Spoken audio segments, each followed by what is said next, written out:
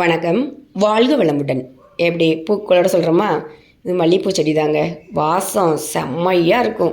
நம்ம 6 அடுக்கு 4 அடுக்கு 12 அடுக்கு அப்படின்னு மல்லிகைப்பூவில் பார்த்துருக்குறோம். ஆனால் இந்த பூக்களை மட்டும் எத்தனை அடுக்குன்னே கணக்கு பண்ணவே முடியல. பார்த்தீங்களா எப்படி பக்கமாக இருக்குது பாருங்கள். இதழ்கள்லாம் அப்படி பஞ்சாக தான் பூக்கும். அதாவது 3 பூ 4 பூ அப்படி பூக்கும். நம்ம காடு அண்ணன் கடையில் வாங்கினது தான்.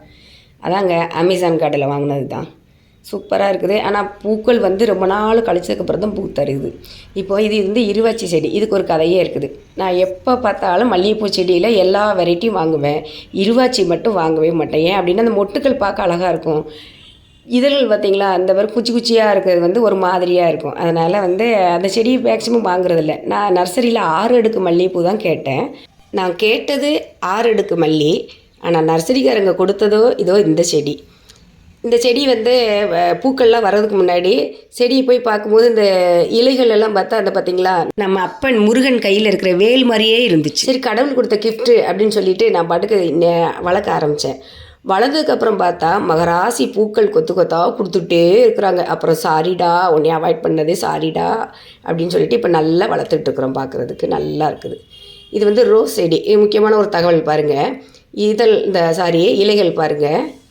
7 இலைகள் இருக்குதா? பக்கத்துலேயும் பாருங்கள் 7 இலைகள் இருக்குதா? பார்த்திங்களா?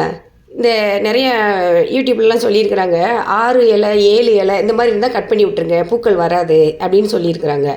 நம்ம வச்சு தான் பார்க்கலாமே எப்படின்னு சொல்லிவிட்டு 7 இலை 6 இலை வந்துச்சுன்னா கட் பண்ணாமல் அப்படியே விட்டுட்டேன்.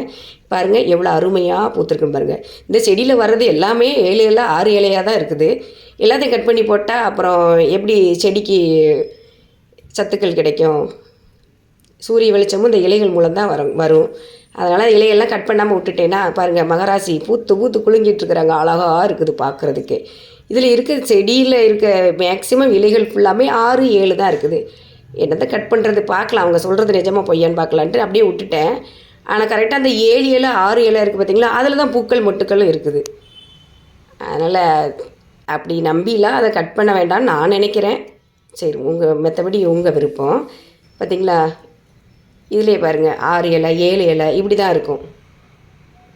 எப்படி ஒற்றுமையாக பூ பூத்துருக்குதா? வாழ்க வையகம்.